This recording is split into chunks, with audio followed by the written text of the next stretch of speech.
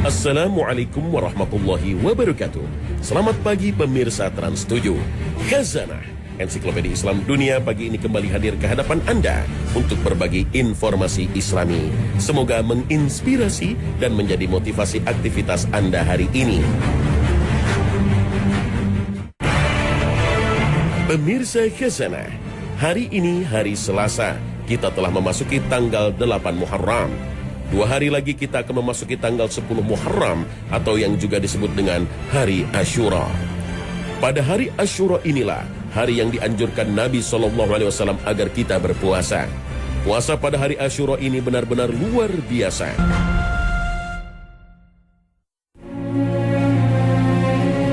Perlu dipahami arti Asyura itu hari ke-10 bulan Muharram. Artinya, dari namanya saja sudah bisa dipahami puasa Asyura itu puasa di tanggal 10 Muharram. Jika berpuasa di tanggal 9 Muharram, maka namanya puasa Tasu'a atau hari ke-9 dari bulan Muharram. Akan tetapi perlu dipahami lagi latar belakangnya dulu, bagaimana puasa Asyura ini disyariatkan. Puasa Asyura ini disebut Nabi SAW sebagai puasa yang sangat istimewa, karena termasuk amalan di bulan Muharram yang sangat dianjurkan setelah puasa Ramadan.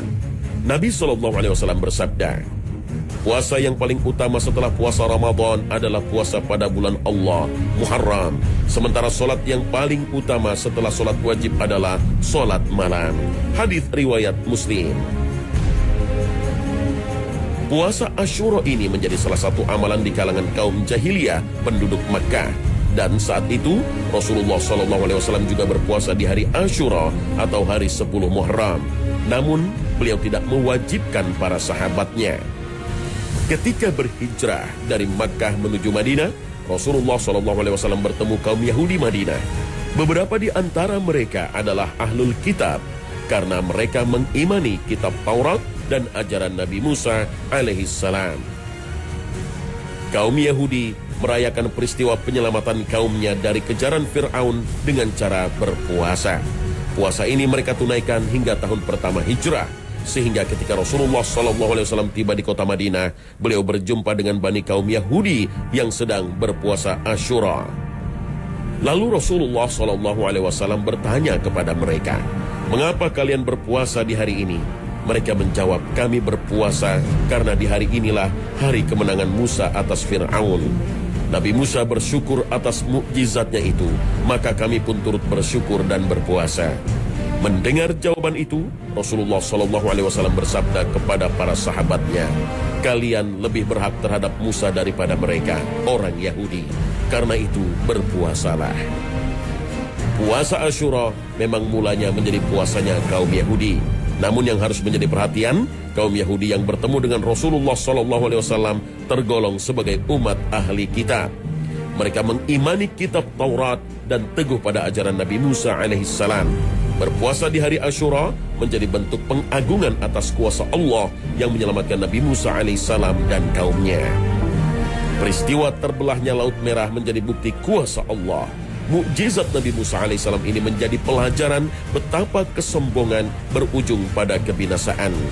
Fir'aun, Raja Mesir yang sombong, akhirnya mengetahui kebenaran bahwa Tuhan adalah Allah, bukan dirinya. Kaum Yahudi yang bertemu dengan Rasulullah SAW adalah Yahudi dari golongan Ahlul Kitab. Mereka beriman kepada Taurat. Dan ketika Rasulullah SAW tiba di Madinah, mereka segera bersyahadat. Penjelasan sebagian ahli kitab yang beriman terdapat dalam surah Al-Baqarah ayat ke-146. Orang-orang yang telah kami beri Alkitab mengenal Muhammad seperti mereka mengenal anak-anaknya sendiri. Dan sesungguhnya sebagian di antara mereka menyembunyikan kebenaran, padahal mereka mengetahui. As-Sa'di menafsirkan ayat ini sebagai penjelasan akan sikap sebagian ahli kitab terhadap kenabian Rasulullah SAW. Taurat dan Injil menjelaskan akan sifat dan ciri Nabi terakhir. Maka ketika Rasulullah SAW datang ke Madinah setelah hijrah dari Mekah, mereka langsung beriman kepada beliau. Yahudi dari golongan ahli kitab inilah yang berpuasa di hari Asyura. Sehingga ketika Rasulullah SAW mengetahuinya, Rasulullah SAW memerintahkan para sahabatnya untuk berpuasa. karena umat Rasulullah Shallallahu Alaihi Wasallam mengimani Nabi Musa alaihissalam sebagaimana Yahudi ahli kitab. Puasa Asyura adalah puasa wajib sebelum turun perintah berpuasa Ramadan. Dalam surah Al-Baqarah ayat ke-183, Allah Subhanahu wa taala berfirman, "Hai orang-orang yang beriman, diwajibkan atas kamu berpuasa sebagaimana yang diwajibkan atas orang-orang sebelum kamu, agar kamu bertakwa." Al-Quran surah Al-Baqarah ayat 183. Sejak turunnya ayat kewajiban puasa Ramadan ini, Rasulullah SAW tak lagi mewajibkan puasa Asyura sebagaimana sabda beliau, "Sesungguhnya hari Asyura adalah hari di antara hari-hari Allah. Barang siapa yang ingin berpuasa, silahkan berpuasa. Barang siapa meninggalkannya juga silahkan." Dalam hadis Bukhari dan Muslim, Rasulullah sangat bersemangat menunaikan puasa Asyura sebagaimana antusiasme beliau mengerjakan puasa Ramadan. Hal ini sebagaimana kesaksian Ibnu Abbas. "Aku tidak pernah melihat Nabi benar-benar perhatian dan menyengaja untuk puasa yang ada keutamaannya daripada puasa pada hari ini, hari Asyura, dan puasa bulan Ramadan." Teladan dari Rasulullah SAW hanya berpuasa Asyura di tanggal 10 Muharram saja. Namun dalam hadis riwayat Ibnu Abbas radhiyallahu anhu, ada salah seorang kaum muslimin bertanya ketika Rasulullah SAW berpuasa Asyura, "Wahai Rasulullah, hari ini adalah hari yang diagungkan oleh Yahudi dan Nasrani." Lalu Rasulullah bersabda, "Apabila tiba tahun depan, insya Allah kita akan berpuasa pula pada hari ke-9.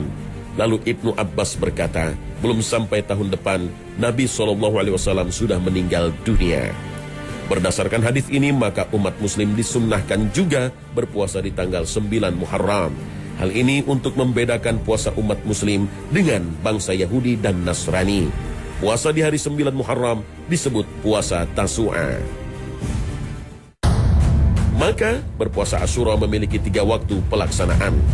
Ibnu Qayyim Al-Jauziyah dan Ibnu Hajar Ashqalani berpendapat puasa di bulan Muharram yang paling utama adalah berpuasa pada tanggal 9, 10, dan 11. Artinya berpuasa Tasu'a, Asyura, dan 11 Muharram memiliki tingkatan ibadah sunnah yang paling utama. Level di bawah puasa 3 hari adalah berpuasa Tasu'a dan Asyura saja, atau puasa hari ke-9 dan ke-10 Muharram. Puasa 2 hari ini sesuai dengan keinginan Rasulullah SAW. Namun beliau tak berkesempatan melakukannya. Landasan puasa 2 hari adalah untuk membedakan dengan puasa kaum Yahudi.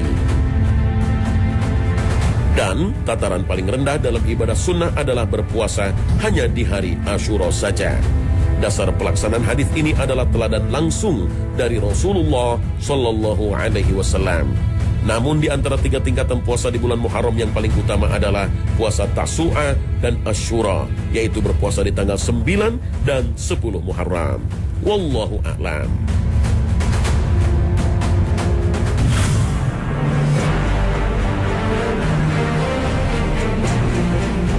Pemirsa Khazanah, kita sekarang telah berada pada bulan Muharram, tahun baru Islam 1440 Hijriah. Dan tak lama lagi sebagian masyarakat di tanah air akan memperingati hari yang disebut dengan sebagian masyarakat dengan Hari Raya Anak Yatim pada tanggal 10 Muharram. Namun sebagian masyarakat lainnya memandang aneh hari raya ini. Sebenarnya, apakah memang anak yatim memiliki hari raya tersendiri dalam kalender Islam? Ada sejumlah riwayat yang disebut-sebut sebagai sebab yang melatari penyebutan Hari Raya Anak Yatim. Di antaranya disebutkan pada hari Asyura atau 10 Muharram, Husain bin Ali radhiyallahu anhu, cucu tercinta Rasulullah sallallahu alaihi wasallam, terbunuh berikut saudara-saudaranya, dan yang tersisa adalah para wanita dan anak-anak yang telah menjadi yatim. Kondisi anak-anak yatim yang telah ditinggalkan para orang tua mereka secara kejam inilah yang kemudian memunculkan momen Hari Raya Yatim. Hari Raya Anak Yatim juga sering dikaitkan dengan hadis Rasulullah Sallallahu Alaihi Wasallam. Siapa yang mengusapkan tangannya pada kepala anak yatim di hari Asyura, tanggal 10 Muharram, maka Allah akan mengangkat derajatnya dengan setiap helai rambut yang diusap 1 derajat. Hadis ini menjadi motivator utama masyarakat untuk menyantuni anak yatim di hari Asyura. Sehingga banyak tersebar di masyarakat anjuran untuk menyantuni anak yatim di hari Asyura atau tanggal 10 Muharram. bahkan sampai menjadikan hari Asyura ini sebagai hari istimewa untuk anak yatim. Memang para ulama hadis memposisikan perawi hadis ini matruk atau hadis yang ditinggalkan, dan secara tegas syariat tidak menetapkan hari raya yatim. Namun hari raya yatim bisa dimaknai sebagai momentum memuliakan anak yatim.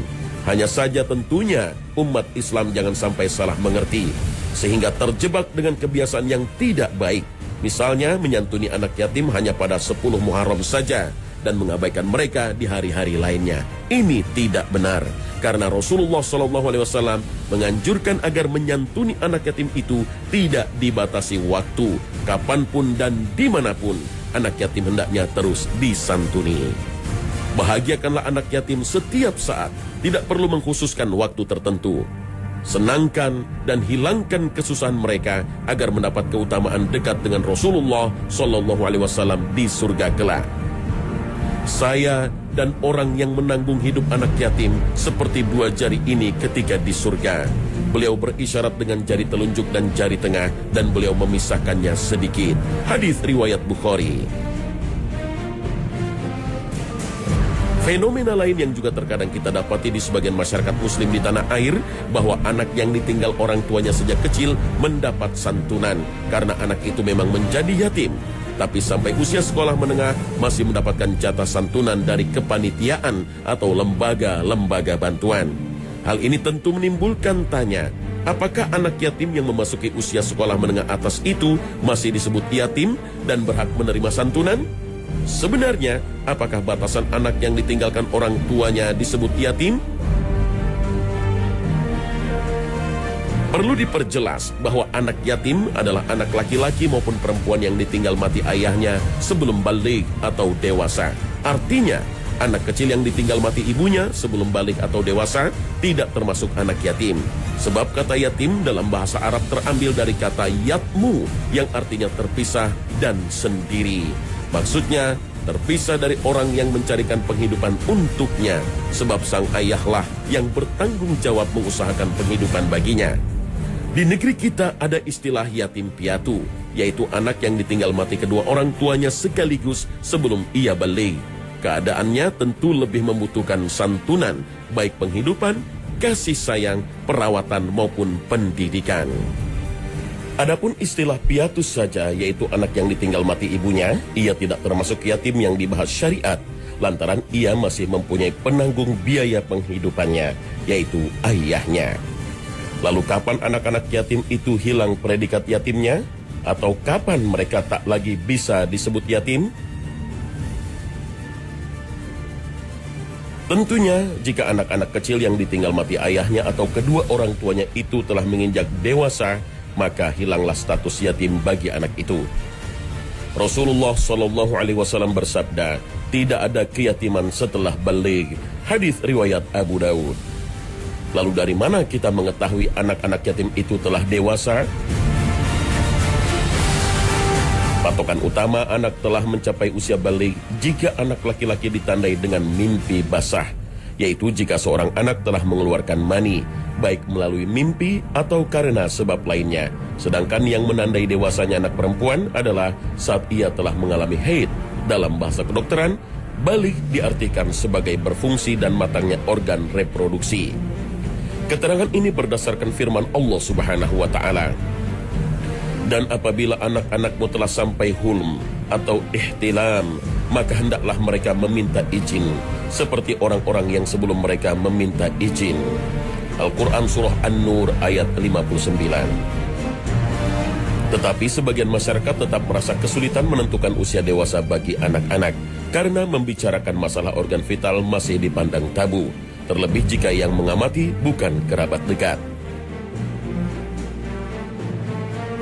Dalam kondisi demikian, ulama memakai ukuran usia sebagai patokan anak telah memasuki usia dewasa. Pendapat terkuat adalah usia 15 tahun, baik untuk anak laki-laki ataupun perempuan. Pendapat ini berdasarkan pengalaman Rasulullah SAW saat menyeleksi umat Islam yang akan ikut berjihad dalam perang Uhud.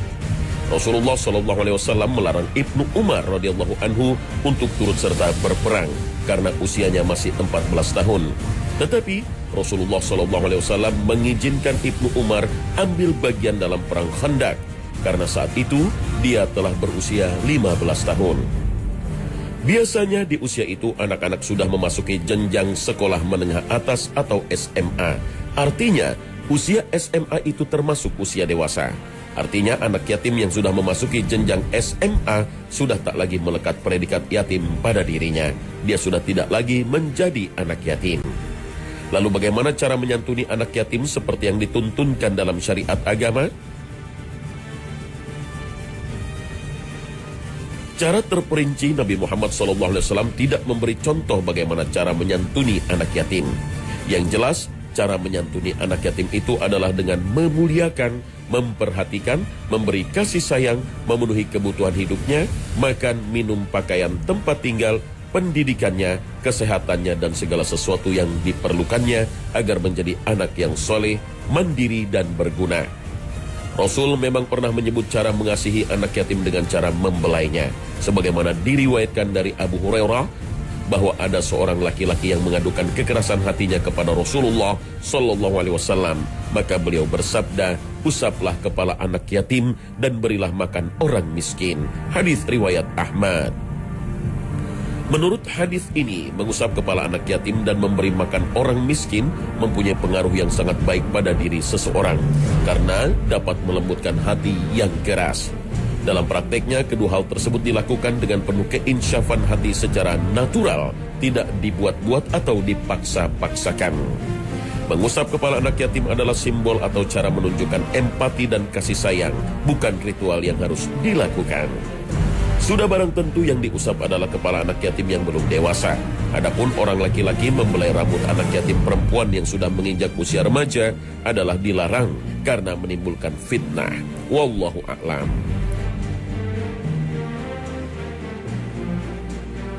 Catatan lain yang hendaknya diperhatikan bagi kaum muslimin adalah masalah budget atau sumber keuangan untuk menyantuni anak yatim. Terkadang ada saja terjadi di masyarakat anak yatim mendapatkan santunan dari uang zakat. Apakah memang anak yatim berhak menerima zakat? Sebagian masyarakat tidak membedakan antara uang zakat mal, sedekah, atau infak.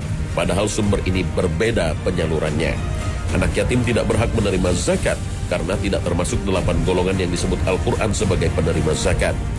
Sesungguhnya zakat-zakat itu hanyalah untuk orang-orang fakir, orang-orang miskin, pengurus-pengurus zakat, para mu'allaf yang dibujuk hatinya, untuk memerdekakan budak, orang-orang yang berhutang, untuk jalan Allah, dan untuk mereka yang sedang dalam perjalanan, sebagai suatu ketetapan yang diwajibkan Allah, dan Allah Maha Mengetahui, lagi Maha Bijaksana.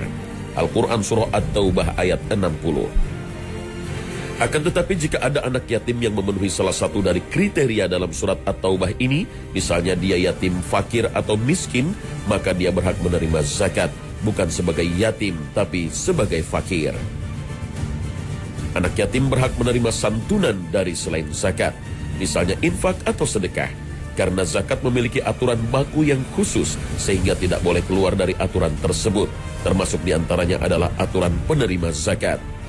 Sedangkan sedekah atau infak tidak memiliki aturan baku sehingga bisa diberikan kepada anak yatim atau anak terlantar sekalipun dia orang mampu. Semua muslim wajib menyayangi dan menyantuni anak yatim. Mereka adalah anak-anak lemah yang hatinya hancur karena meninggalnya salah satu atau kedua orang tuanya. Menyayangi mereka layaknya orang tua kandungnya akan menuntun proses pendewasaan mereka, dan menyantuni mereka merupakan upaya kita mengalirkan rezeki dari Allah untuk seluruh hambanya. Ini merupakan perbuatan yang tidak sederhana, karena itu dijanjikan Allah Subhanahu wa Ta'ala pahala yang menggiurkan. Rasulullah SAW bersabda, "Aku dan orang yang menanggung kebutuhan anak yatim demikian ini keadaannya di surga." Perawi mengatakan, beliau mengisyaratkan dengan kedua jarinya, yaitu telunjuk dan tengahnya. Hadis riwayat Bukhari. Wallahu a'lam.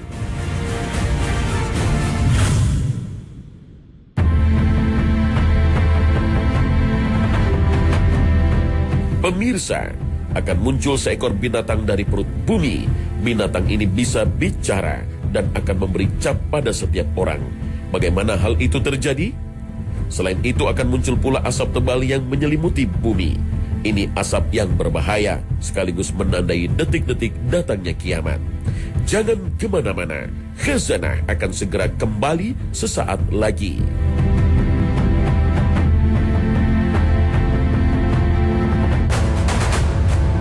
Pemirsa Khazanah, pernahkah Anda mendengar atau bahkan melihat binatang aneh yang bisa bicara pada manusia? Beberapa binatang memang kita bisa temukan ada yang bisa bicara. Itu pun hanya menirukan beberapa kata, karena memang binatang diciptakan tidak bisa berbicara dengan manusia. Tapi komunikasinya dengan sesama tentu menggunakan bahasa dan indera yang bisa ditangkap sesama mereka. Namun ada kabar yang meyakinkan bahwa kelak akan muncul seekor binatang aneh, unik, dan ajaib. Dia bisa bicara lancar dengan manusia dan akan menjumpai semua manusia dimanapun ia berada. Kemunculannya sekaligus menjadi tanda besar terjadinya hari kiamat. Maka jika binatang itu telah muncul, saat itulah pintu taubat telah ditutup. Siapapun yang bertaubat kepada Allah Subhanahu wa Ta'ala tidak akan diterima taubatnya. Informasi ini bukan isu, bukan cerita legenda, tapi benar-benar akan terjadi dan muncul di muka bumi. Informasi ini disampaikan sendiri oleh Nabi SAW. Saat itu sejumlah sahabat Nabi tengah berbincang-bincang dengan menyinggung keluarnya Dajjal sebagai tanda besar pertama terjadinya kiamat.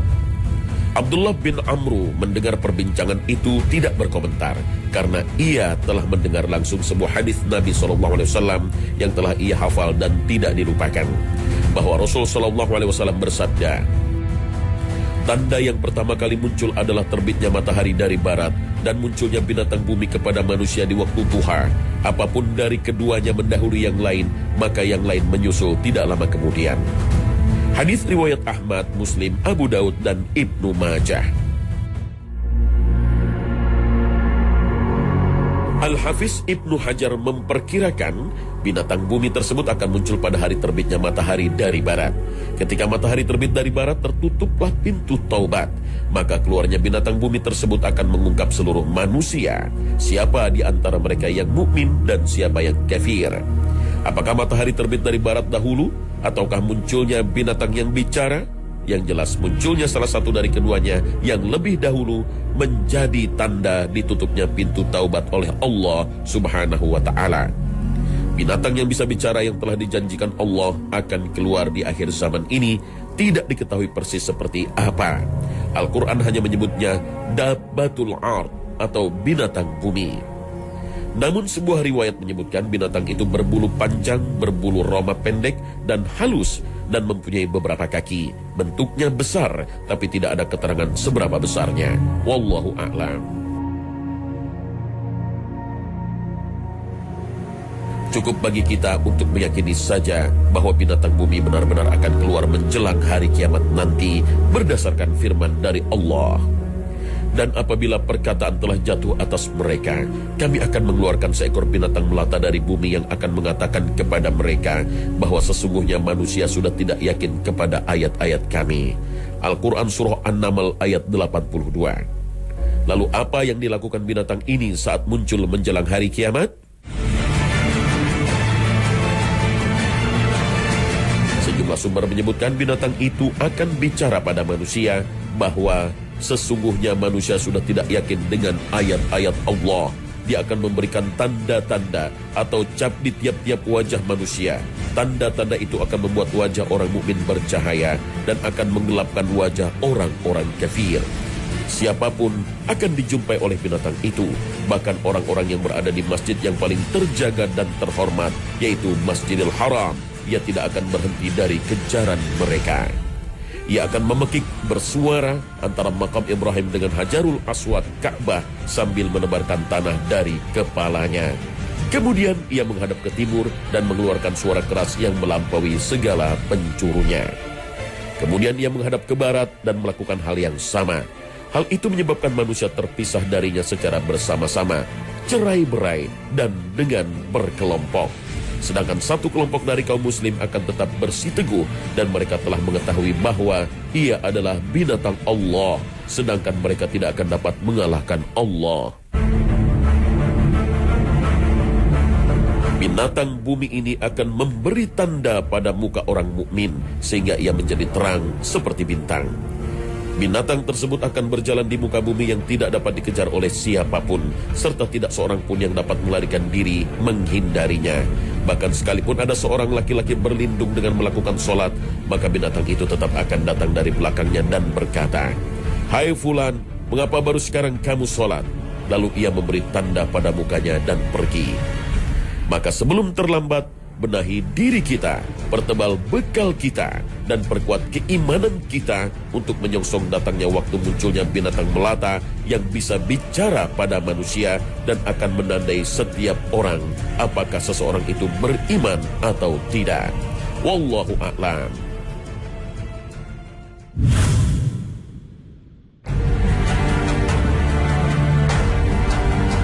Pemirsa Khazanah, selain binatang yang bisa bicara yang akan muncul dari perut bumi menjelang detik-detik terjadinya kiamat, ada juga kabar yang menyebutkan saat itu akan muncul dukhan atau asap. Asap ini akan meliputi bumi, dan kabarnya asap inilah yang paling ditakuti oleh Dajjal.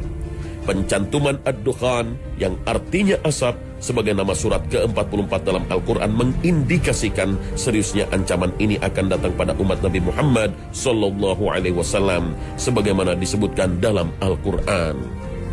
Maka tunggulah hari ketika langit membawa asap yang nyata yang meliputi manusia. Inilah azab yang pedih. Al-Quran surah Ad-Dukhan ayat 10 hingga 11.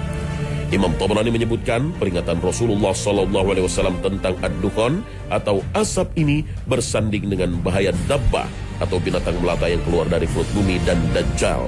Tanda-tanda ini merupakan tanda besar hari kiamat. Rasul Muhammad SAW mengingatkan, sungguh Rabbmu telah memperingatkanmu akan 3 hal. Ad-dukhan, asap yang akan mengakibatkan orang mukmin demam dan orang kafir melepuh sehingga keluar asap dari telinganya. Kedua adalah dabbah dan ketiga adalah Dajjal. Hadis riwayat Tabrani.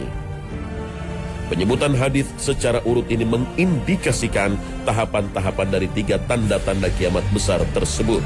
Diawali dengan dukhan atau keluarnya asap, kemudian binatang bumi, selanjutnya Dajjal. Lalu, apakah kemunculan asap kelak akan membahayakan manusia dan berdampak pada kehidupan makhluk hidup di bumi? Atau memang ini sebagai azab bagi manusia? Kemunculan asap ini telah diingatkan Allah Subhanahu wa Ta'ala dalam firman-Nya. Tetapi mereka bermain-main dalam keraguan-raguan, maka tunggulah hari ketika langit membawa asap yang nyata. Al-Quran surah Ad-Dukhan ayat 9 hingga 10. Terkait dengan kemunculan asap ini, Abdullah bin Abbas suatu ketika tidak bisa tidur semalam suntuk. Lalu dia menceritakan kenapa ia tidak bisa tidur, karena mendengar kabar bahwa binatang yang mempunyai ekor telah muncul. Lalu Ibnu Abbas mengutarakan kekhawatirannya. Aku khawatir ad-dukhan atau asap telah muncul, maka aku tidak tidur hingga subuh. Melihat lafaz ayat fartaqib yang artinya maka tunggulah menunjukkan sesuatu yang belum terjadi, tapi mengindikasikan sangat dekat kedatangannya karena ada kata perintah untuk menunggu. Ibnu Katsir menjelaskan, hantaman meteor mengakibatkan kabut asap dan peningkatan suhu bumi. Orang beriman dilindungi dari mara bahaya tersebut. Kalaupun mereka terkena dampaknya hanya berupa flu dan demam saja. Adapun dampak bagi orang kafir akan melepuhkan kulitnya sehingga dari telinganya pun mengeluarkan asap. Munculnya dukhan atau asap yang menandai tanda detik-detik menjelang hari kiamat ini sekaligus mengingatkan kita agar selalu mendekatkan diri kepada Allah Subhanahu wa Ta'ala dan segera kembali dan bertaubat sebelum semuanya terlambat. Rasul SAW mengingatkan kita, bersegeralah berbuat baik sebelum datangnya 6 perkara: Dajjal, dukhan, binatang bumi, terbitnya matahari dari barat, kiamat, dan kematian salah seorang dari kalian. Hadis riwayat Muslim. Wallahu a'lam.